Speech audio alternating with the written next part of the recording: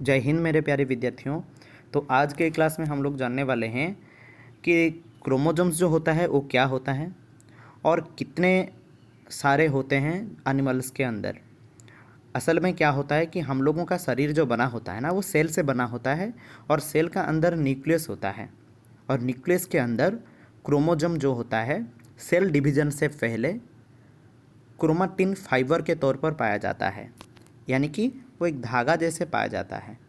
तो चलो, कौन सा एनिमल के अंदर कितना क्रोमोसोम है वो हम जानने की कोशिश करेंगे। आप लोग इधर देख सकते हैं कि ये जो टेबल आप लोगों के सामने है, इधर कुछ एनिमल के नंबर ऑफ क्रोमोसोम के बारे में लिखा गया है।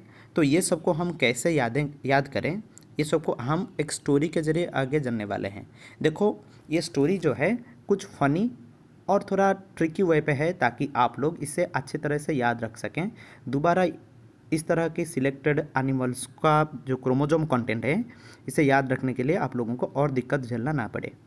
ठीक है, मैं उम्मीद करता हूँ कि ये जो टेबल है आप लोगों के दिमाग में थोड़ी सी झलक ला चुका है कि कितना क्रोमोसोम है किन किन के पास। चलो आगे देखते हैं कि क्या क्या है क्या नहीं। ये देखिए इधर कि हमारा जो शरीर में सेल होता है, जनरली सेल में 3 हिस्सा होता है। एक होता है इसका ऊपरी कवरिंग, जिसे हम बोलते हैं सेल कवरिंग, जो कि 2 तरह की होती है। एक होता है सेल मेम्ब्रेन और इसे हम चाहे तो प्लाज्मा मेम्ब्रेन भी बोल सकते हैं। फिर लिखने के लिए थोड़ा जगह नहीं है, तो उम्मीद करता हूँ कि आप लोग पढ़ाई के ऊपर ध्यान देंगे। और ये प्लाज्मा मेम्ब्रेन के चारों तरफ क्या होता है कि प्लांट सेल की अगर बात हो तो प्लाज्मा मेम्ब्रेन की चारों तरफ और एक लेयर बनी होती है जिसे हम बोलते हैं सेल वॉल, जो कि सिर्फ और सिर्फ प्लांट सेल में पाया जाता है। ठीक है, ये तो हो गया सेल कवरिंग के बारे में। सेल कवरिंग के बाद आता है सेल का कुछ फ्लूइड हिस्सा होता है, जेली लाइक स्ट्रक्चर, तो इससे हम बोलते हैं साइटोप्लाज्म बोलेंगे। जो फ्लूइड वाला हिस्सा है इसे हम बोल देंगे साइटोप्लाज्म। फिर साइटोप्लाज्म की अंदरूनी हिस्सा में का एक डेंस स्ट्रक्चर पाया जाता है, यानी कि वो थोड़ा इसका कॉन्सेंट्रेशन जो है थोड़ा ज़्यादा रहता है और वो भी अच्छी तरह से रिमार्केबल हो सकता है अगर आप लोग माइक्रोस्कोप में देखोगे तो वो सेंट्रल हिस्सा को हम बोलेंगे न्यूक्लियस। तो ये न्यूक्लियस जो होता है, ये वाला जो हिस्सा, इसे बोलेंगे हम न्यूक्लियस। न्यूक्लियस जनरली इसके अंदर भी कुछ फ्लूइड लाइक चीज़ें होती है, जेली लाइक चीज़ें होती हैं, जिसे हम बोलते हैं न्यूक्लियोप्लाज्म। ठीक है, साइटोप्लाज्म की जैसे होती है इसे हम बोलेंगे न्यूक्लियोप्लाज्म। और यही न्यूक्लियोप्लाज्म के अंदर क्या होता है कि कुछ थ्रेड लाइक स्ट्रक्चर होता है, धागा जैसे होते हैं, इसे हम बोलेंगे फाइबर। धागा जैसे होते हैं हम उसे बोलते हैं फाइबर, पर ये वाला फाइबर को हम बोलेंगे क्रोमाटिन फाइबर। क्या बोलेंगे? Chromatin fibre. तो यही क्रोमाटिन फाइबर के अंदर हमारा डीएनए होता है, जो डीएनए बोलते हैं, यानी कि डीऑक्सीराइबोन्यूक्लिक एसिड। ये पाया जाता है किसके अंदर? ये जो क्रोमाटिन फाइबर के अंदर, जो कि धागा के जैसे बनी होती है, यही न्यूक्लियस के अंदर। पर आप लोगों के दिमाग में ये सवाल आ रहा होगा कि यहाँ पे तो कुछ धागा जैसे नहीं दिख रहा है, पर आप बोल रहे हो धागा जैसे है। अच्छा, ये जो सेल है ना, बात ये है कि ये जो सेल दिखाया गया है इधर, ये सेल डिवीजन की जस्ट पहले की मूर्त है। यानी कि यहाँ हमारा सेल जो है, एक सेल से 2 सेल आगे बनने वाला है। एक जो इनिशियल सेल से 2 सेल आगे बनने वाला है, तो क्या करना पड़ेगा? पहले से जो क्रोमाटिन फाइबर होगा, इसको बांट कर हम दोनों ही सेल के अंदर हमको भेजना पड़ेगा। तो इस दौरान क्या होता है कि यही क्रोमाटिन फाइबर कंडेंस होकर ऐसे हो जाता है, ऐसा कुछ स्ट्रक्चर दिखता है, जिसे हम बोलते हैं क्रोमोसोम बोलते हैं। ठीक है, तो मैं उम्मीद करता हूँ कि क्रोमोसोम क्या है आप लोगों को अब समझ में आ गया है कि वही क्रोमाटिन फाइबर जब बाद में सेल डिवीजन के दौरान क्या होता है, कंडेंस होकर बन जाता है क्रोमोसोम। तो मैं बोल रहा हूँ यहाँ कंडेंस हो रहा है। कंडेंसेशन का मतलब क्या है कि देखिए इधर कि आप लोग देखे होंगे कि जब हम कोई जो कोल्ड ड्रिंक्स वगैरह लाते हैं, उसके चारों तरफ पानी का ये जो भाप है, कण है, ये ऐसे जमकर क्या हो जाता है, कंडेंस होकर वाटर ड्रॉपलेट बनाते हैं। ठीक उसी तरह यहाँ जो देख रहे हैं, पानी के कण मिलकर बना रहे हैं वाटर ड्रॉपलेट। इसी तरह क्या होता है कि सेल के अंदर जो होता है, ये जो देखो धागा जैसे दिख रहा है, ये जब कंडेंस होता है ना, तो ये कुछ ऐसे दिखता है, क्रोमोसोम के तौर पर दिखता है ऐसे। ठीक है, ऐसे दिखता है, तो वही होता है हमारा क्रोमोसोम। और इसका सेंटर वाला ये होता है, इसे बोलते हैं हम सेंट्रोमियर, और ये जो इसका आर्म होता है इसे हम बोलते हैं क्रोमाटिड। क्या बोलेंगे? क्रोमाटिड बोलेंगे। और ये दोनों आपस में मिलकर बनाएंगे सिस्टर क्रोमाटिड। ठीक है, तो ये क्रोमोजोम जो दिखाया जाता है सिर्फ और सिर्फ सेल डिवीजन के दौरान दिखाया जाता है। ठीक है, और ये क्रोमोजोम का आखिर वाला हिस्से को हम बोलते हैं टेलोमियर, और ये जो सेंटर वाला हिस्से को हम बोलते हैं क्या? हम बोलते हैं सेंट्रोमियर बोलते हैं। ठीक है, सेंट्रोमियर ही बोलेंगे।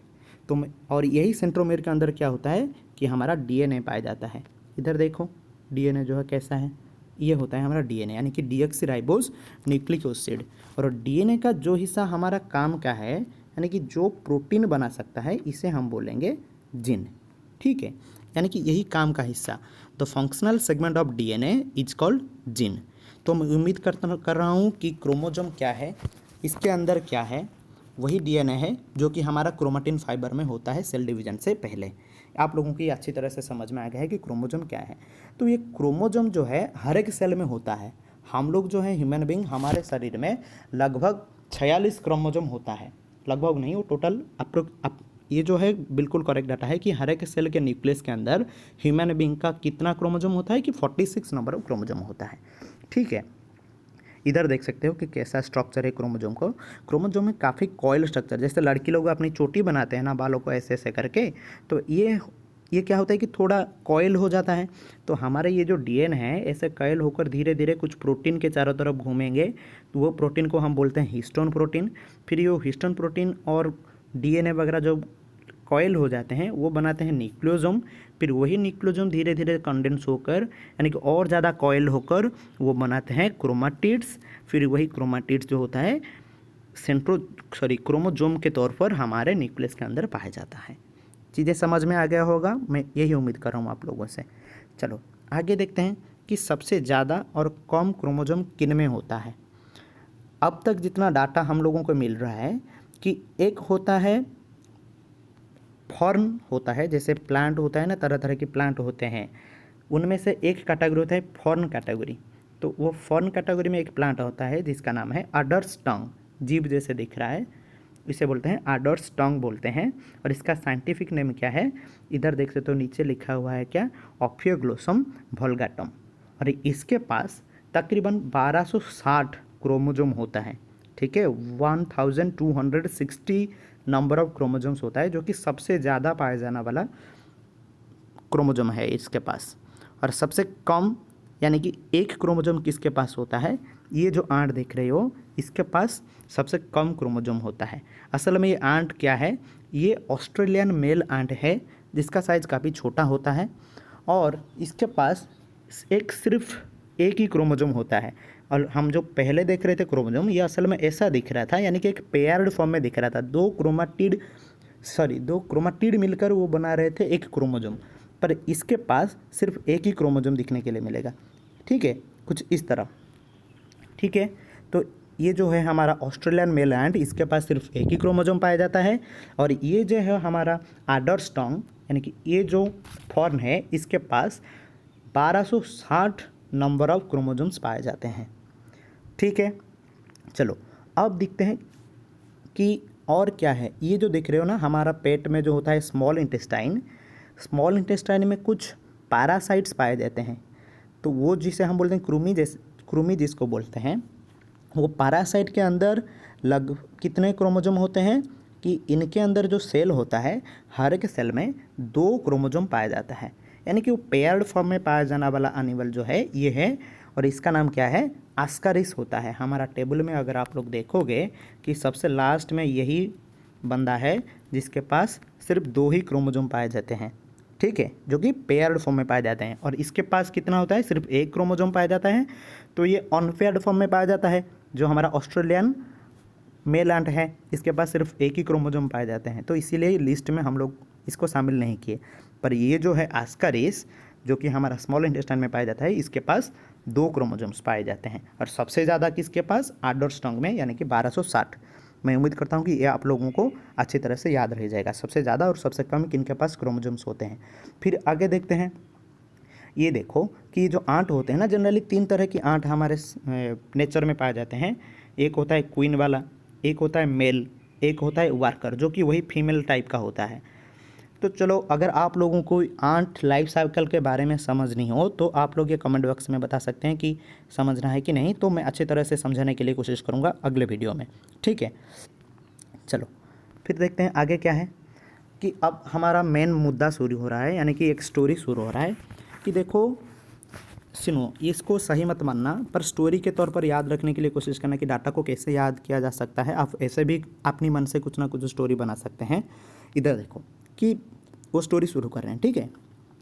एक दिन क्या हुआ कि भगवान जी बोले कि देखो पिजन ये है कबूतर कि तुम तो पीस का सिंबल हो, तुम जाओ, मेरे पास कुछ क्रोमोजोम्स पड़े हुए हैं। क्या पड़े हुए हैं? क्रोमोजोम्स पड़े हुए हैं। ये सब क्रोमोजोम्स को लेकर तुम जितने सारे वो टेबल में है ना बंदे, उनमें जाकर बांट लो, ठीक है। ये बोले कि अच्छा भगवान ठीक है, तो मेरे पास भी तो उतनी क्रोमोजोम ज़्यादा होने चाहिए ना, ताकि ये लोग हमें मुझे माने कि हाँ इनके पास है ज़्यादा क्रोमोजोम और वो आ रहे हैं हमें बांटने के लिए। तो भगवान जी बोले अच्छा ठीक है, मैं तुमको दे देता हूँ 80 क्रोमोजोम, तुम लेकर जाओ, ठीक है। तो ऐसे याद रखना कि कबूतर के पास अब कितना क्रोमोजोम हो गया? 80 क्रोमोजोम हो गया, 80। फिर ये क्रोमोजोम बुरा को लेकर पहुंचा आगे। देखो आगे क्या हुआ कि ये जो लिस्ट था ना, सबसे पहला हमारा इंसान भाई चला आया। इंसान बोला कि दे दो, मुझे चाहिए क्रोमोजोम सॉरी, मुझे क्रोमोजोम की काफ़ी ज़रूरत है। तो कबूतर ने बोला कि अच्छा ठीक है, तुम लो, तुम्हें कितना क्रोमोजोम चाहिए? तो ये बोला कि हाँ मेरे हिसाब से मुझे मेरे हर एक सेल में 46 नंबर ऑफ क्रोमोजोम्स चाहिए। कितना? 46 नंबर ऑफ क्रोमोजोम्स चाहिए, याद रखना इससे, ठीक है। फिर आगे क्या हुआ कि ह्यूमन बीइंग के हर एक सेल में आ गया 46 क्रोमोजोम। फिर उसका बड़ा भाई बैठा था, मोटा भाई चिंपांजी। चिंपांजी बोला कि अच्छा कबूतर भैया, तुम तो ह्यूमन को दे दिए 46, मुझे भी दो ना, क्योंकि मैं इससे पहले ही आया हूँ धरती पे, मुझे थोड़ा और 2 ज़्यादा क्रोमोजोम दे दो मेरे हर एक सेल में। तो चिंपांजी के हर एक सेल में क्रोमोजोम 2 बढ़ाकर ये दे दिया, कितना? इधर दे दिया 48 क्रोमोजोम दे दिया, ठीक है। ह्यूमन के बीइंग के पास था 46, अब चिंपांजी के पास आ गया 48 नंबर ऑफ क्रोमोजोम, ठीक है, 2 ज़्यादा है। फिर आगे कौन आया?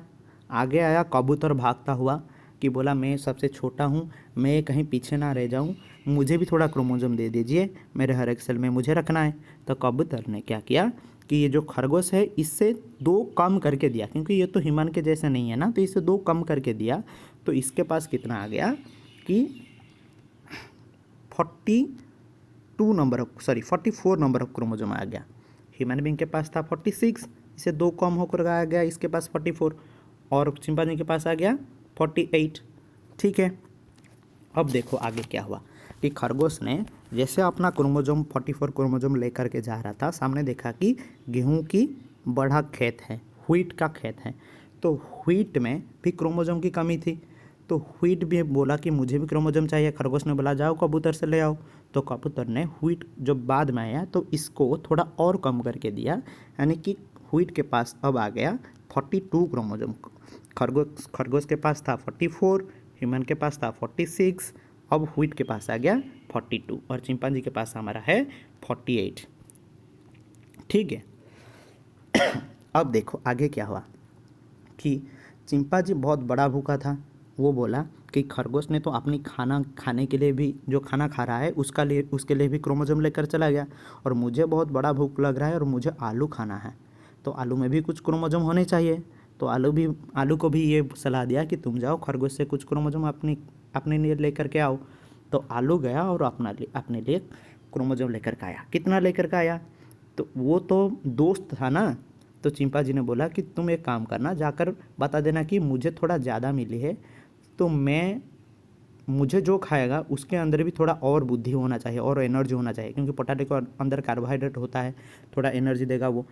तो उसके बराबर करके कबूतर ने बोला कि अच्छा ठीक है, तुम भी ले लो उतनी ही क्रोमोजोम जितना तुम्हारे ईटर के पास है, यानी कि चिंपांजी के पास है। ये तो दोनों के पास हो गया अब 48 क्रोमोजोम, ठीक है। हर एक सेल में उनका 48 क्रोमोजोम। देखो मैं बार बार बोल रहा हूँ ये एक स्टोरी है, इसे थोड़ा स्टोरी के तौर पर याद रखने की कोशिश करना। तो अब हमारा पास समरी कितना हो गया, यानी कि अब हमें इसे अगर समराइज करेंगे तो पटाटे के पास 48, चिंपांजी के हर एक सेल में 48, ह्यूमन के पास 46, खरगोश के पास 44 और व्हीट के पास 42। सॉरी, क्रोमोसोम अब आ चुका है सभी लोगों के पास, 2 की बस वो डिफरेंस वगैरह आ रहा है कि नहीं। अच्छा चलो आगे चलते हैं। आगे क्या है कि पटाटो ने बोला कि अच्छा ठीक है, मेरे पास तो आ गया कितना 48 आ गया। अब टमाटो जो है मेरा छोटा भाई है, तो टमाटो को भी कुछ क्रोमोसोम की ज़रूरत है। जैसे वो छोटा भाई है तो उसको मेरा आधा ही मिलने चाहिए। तो टमाटो को कबूतर ने क्या किया कि उसे भी क्रोमोसोम दिया, कितना दिया कि उसका आधा, यानी कि पटाटो के पास था 48 और टमाटो के पास अब हो जाएगा, यानी कि कबूतर से वो लाएगा 24। ठीक है, दिन भर दिन बीत गया, टमाटो क्या हुआ कि वो सड़ने लगा, उसके ऊपर मक्खी जो है वो बैठने लगा, हाउस फ्लाई। जब हाउस फ्लाई बैठने लगा तो हाउस फ्लाई को पता चला कि क्रोमोसोम के नाम की कुछ चीज़ें हैं जो कि आप लोगों के अंदर बांटी जा रही है, कबूतर के पास से ला रहे हैं, तो मुझे भी कुछ क्रोमोसोम चाहिए। तो हाउस फ्लाई आया और हाउस फ्लाई को भी क्रोमोसोम की ज़रूरत थी, जो कि क्रोमोसोम कितना लाया कि वो टमाटो से भी आधा लाया क्रोमोसोम, क्योंकि धीरे धीरे वो ख़त्म होने वाला है। तो जब लाया दोबारा, अब हमारा हाउस फ्लाई के पास कितना क्रोमोसोम हो गया, 26 का आधा कितना है, 12 हो गया अब। ठीक है, अब फिर देखो आगे क्या है कि हाउस फ्लाई जो है अपनी साथी, यानी कि मक्खी जो है अपनी साथी मच्छर को बुला लिया कि तू आ मेरे भाई, तेरे पास भी कुछ कहीं क्रोमोसोम की ज़रूरत हो तो तू भी कुछ ले ले। तो मच्छर आया और मच्छर को भी कुछ क्रोमोसोम की ज़रूरत थी, उसके पास अब हो गया कितना कि उसका आधा, यानी कि इसके पास था, हाउस फ्लाई के पास था 12 और मस्क्यूट के पास अब है 6। ठीक है, तो इनके बीच और एक डाटा मैं बताना चाह रहा हूँ, मैं भूल गया इधर। पी जो होता है, पी मटर जिसे बोलते हैं, वो पी के अंदर होता है 14 क्रोमोसोम। ठीक है, 14 क्रोमोसोम होता है, इसे याद रख लेना, जो कि टेबल में है पर मैंने इसे लिखने में भूल गया। चलो फिर आगे देखते हैं और क्या क्या है क्या नहीं। अरे अगले साइड में तो हम 2 को ही लाए और बाकी लोगों को भूल गए। चलो अब और कुछ संबंध बनाते हैं बाकी जो एनिमल वगैरह बच गए हैं। देखो इधर कि ह्यूमन बीइंग जो है और खरगोश जो है, इन्होंने क्या किया, चलो हमारे रिलेटिव को बुलाते हैं। ठीक है, मतलब कि हमारे जिसके साथ अच्छा संबंध बन रहा है, चलो उनको बुलाते हैं।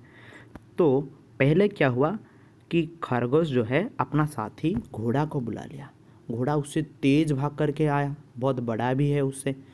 तो वो जाकर बोला कि जाओ जाओ तुम भी अपने लिए कुछ क्रोमोसोम को बुकिंग करवा लो, किसके पास से, जाकर के कबूतर के पास से बुकिंग करवा लो।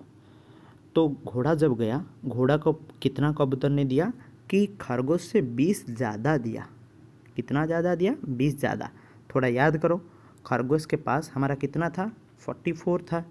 जब घोड़ा आया उसके पास 20 ज़्यादा होकर के हॉर्स के पास आ जाएगा कितना, 64 आ जाएगा।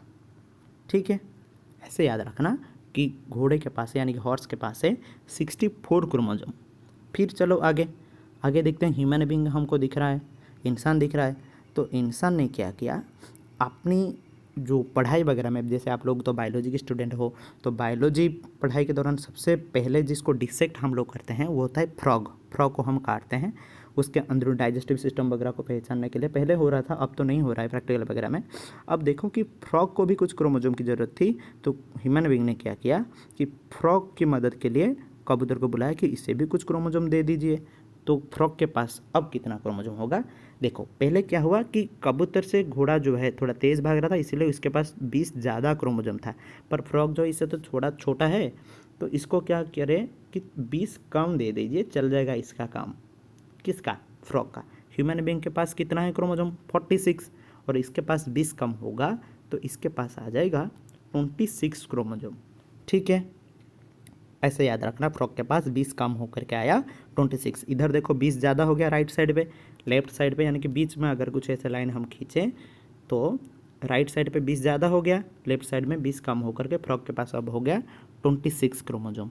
ठीक है, अब चलो देखो, तो सबसे ऊपर कौन था हमारा? चिंपांजी बैठा था। वो बोला कि अरे तुम लोग तो अपनी अपनी दोस्तों को बुला कर ले लिए, हमको भी, मेरे बहुत सारे और दोस्त हैं, उन्हें भी बुलाकर हमको भी क्रोमोजोम देना है, वरना वो लोग कंप्लेन करेंगे, हमसे नहीं खेलेंगे।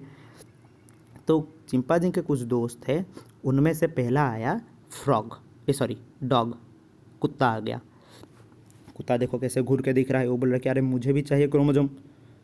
तो चिंपांजी बोला अच्छा ठीक है, तुम्हें कितना क्रोमोजोम चाहिए? वो बोला कि ये तो अपने से कोई ज़्यादा और कम ले रहे हैं, पर हम तो कम पे संतुष्ट नहीं होंगे, हमको ज़्यादा चाहिए।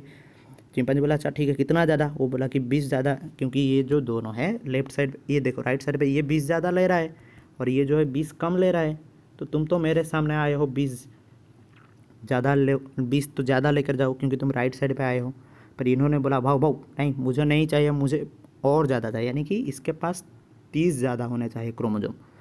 तो चिंपांजी के पास हमारा था कितना? 48 था। अब डॉग के पास कितना होगा? 30 ज़्यादा, यानी कि 78 होगा। तो कुत्ते की हर एक सेल में 78 नंबर ऑफ क्रोमोजोम्स होते हैं। ठीक है, 30 ज़्यादा होता है चिंपांजी से, राइट साइड में आया, ऐसे याद रखना। ठीक है, पर ये कबूतर के पास बराबर होगा, क्योंकि कबूतर के पास कितना था? 80 था पहले, और ये बस उसका बराबर ही करने बैठ गया। तो जितने सारे लोग थे ये सब कंप्लेन करने लगे कि नहीं नहीं, ये सही नहीं हुआ, सही नहीं हुआ, तुम कैसे कुत्ते को इतना दे दिए, 78 क्रोमोजोम दे दिए, ह्यूमन से भी ज़्यादा, ह्यूमन के पास 46 था तो तुम उससे भी ज़्यादा दे दिए, ये सही नहीं किए। तो चिंपांजी बोला कि अच्छा ठीक है, तुम थोड़ा साथ बैठो, मैं कुछ शो करता हूँ। तो चिंपांजी ने क्या किया कि अपने और एक दोस्त को बुलाया, जो कौन था? वो था बिल्ली। बिल्ली बेचारी आई, वो बोली मैं तो सबसे छोटी हूँ और मुझे कुत्ते से भी डर लगता है, ये क्यों मुझे इधर ले रहा है, और इतने सारे लोग आपस में लड़ाई झगड़ा कर रहे हैं और मुझे क्यों लड़ाई झगड़े में फंसा रहे हैं।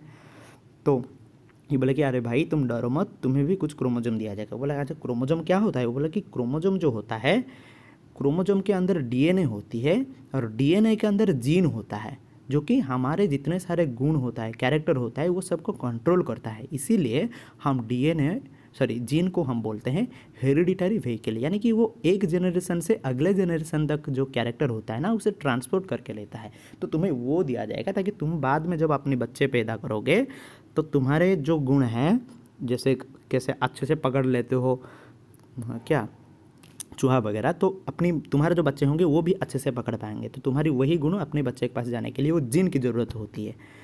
वो जो जीन होता है ना, वो क्रोमोजोम के अंदर होता है, तो तुम्हें भी वो क्रोमोजोम लेनी चाहिए। तो बिल्ली कहा अच्छा ये बात है, ठीक है, तो मुझे भी चाहिए कुछ क्रोमोजोम। चिंपांजी ने बोला अच्छा ठीक है, तो ले लो क्रोमोजोम। कितना क्रोमोजोम लोगे? वो बोला मुझे तो कुछ भी नहीं पता। तो कबूतर ने क्या किया कि देखो इसके पास तो मैंने इसका दोस्त को 30 ज़्यादा दे दिया, तो सारे लोग कंप्लेन करने लगे। कुत्तों के पास इसी वजह से 78 क्रोमोजोम आ गया और इसके पास 48 था। चलो बिल्ली को ही उसके साथ एडजस्ट करवाते हैं, -10 देकर बराबर हो जाएगा, 20-20 होकर हो जाएगा, सभी लोगों के पास 20-20 का डिफरेंस रहेगा। तो बिल्ली के पास कितना क्रोमोजोम होता है? 48 से 10 कम होगा, तो इस बिल्ली के पास होगा 38 क्रोमोजोम। हर एक सेल में बिल्ली का 38 क्रोमोजोम होता है। ठीक है, आई होप कि ये जो सारी चीज़ें मैंने बताया ये आप लोगों को अच्छे तरह से याद हो गया है। तो चलो अब टेबल को दोबारा देख लेते हैं कि पिजन जो है इसके पास अब देखो 80 क्रोमोजोम है, चिंपांजी जो है इसके पास 48 क्रोमोजोम है, रैबिट जो है इसके पास 44 क्रोमोजोम है। अच्छा, ह्यूमन बीइंग कहा गया, ह्यूमन के पास 46 क्रोमोजोम है, और रैबिट किसको खाता है? व्हीट के पास 42 क्रोमोजोम है। अच्छा, अब अगले साइड में हम क्या देखे थे कि चिंपांजी जो है पटाटो खा रहा था, दोनों की बराबर की था, 48 क्रोमोजोम है। और पटाटो का दोस्त कौन था? टोमेटो, 48 से आधा 24 क्रोमोजोम है। और टमाटो जब सड़ गया उसको कौन खाया? हाउस फ्लाई, 24 का आधा ये आ गया, हाउस फ्लाई के पास 12 हो गया। और हाउस फ्लाई के बाद उसका भी भैया आया, छोटा भैया मॉस्क्यूटो, उसके पास उसका आधा था, यानी कि 6 क्रोमोजोम हर एक सेल में। ठीक है, ये था हमारा सेकेंड स्लाइड में। नेक्स्ट स्लाइड में हम क्या देखे थे कि जो रैबिट है वो तेज़ भाग रहा है और उसके साथ ही और तेज़ भागने वाला हॉर्स को बुलाए और उसको ज़्यादा 20 ज़्यादा यानी कि 64 क्रोमोजोम दिया गया। हॉर्स के पास अब 64 क्रोमोजोम हो गए। फिर आगे क्या है कि ह्यूमन बीइंग जो है अपनी मॉडल फ्रॉग को बुलाया। ह्यूमन बीइंग के पास था कितना 46 क्रोमोजोम और उसका मॉडल फ्रॉग उसके पास 20 कम दे दिया गया लेफ्ट साइड में बराबर रखने के लिए, यानी कि 26 क्रोमोजोम आ गया। फिर चिंपांजी जो है दोबारा अपनी फ्रेंड दोनों को बुलाया, एक डॉग और एक बिल्ली। डॉग के पास कितना है 78, वो ज़रा भाव भाव करके लेगा 30 ज़्यादा क्रोमोजोम। चिंपांजी के पास था 48, डॉग उससे 30 ज़्यादा लेकर के चला गया 78 क्रोमोजोम। अच्छा, फिर चिंपांजी का एक फ्रेंड है कैट, उसके पास कितना है 10 कम करके दिया ताकि बराबर हो सके, यानी कि उसके पास 10 कम करके 38 क्रोमोजोम दिया गया। और पी जो है हम उसे छोड़कर चले गए थे, पी के पास है 14। पी का साइंटिफिक नेम होता है पाइसम सटाइवम। ठीक है। अच्छा, और आस्कारिस जो है हमारा स्मॉल इंटेस्टाइन में यानी क्षुद्र अंत्र में पाया जाने वाला एक पैरासाइट होते हैं जिसमें 2 क्रोमोजोम होते हैं। और सबसे कम किस में होता है, सबसे कम होता है हमारा ऑस्ट्रेलियन आंट के पास, जिसके पास एक ही क्रोमोजोम होता है, कोई पेयर्ड फॉर्म में नहीं होता है। पर ये जो सारे दिख रहे हो ना, ये सब इवन नंबर है क्रोमोजोम, इसीलिए इनको हम पेयर्ड फॉर्म में रिप्रेजेंट कर सकते हैं। आई होप कि ये टेबल जो है आप लोगों को हमेशा के लिए याद रहेगा और दोबारा आप लोग ये वीडियो को अगर देख लोगे तो हमेशा के लिए ये बस ज़िंदगी भर याद रह जाएगा। तो ऐसे अमेजिंग वीडियो देखने के लिए, कुछ ट्रिक वगैरह सीखने के लिए आप लोग इस चैनल को सब्सक्राइब कीजिए। Thank you. जय हिंद।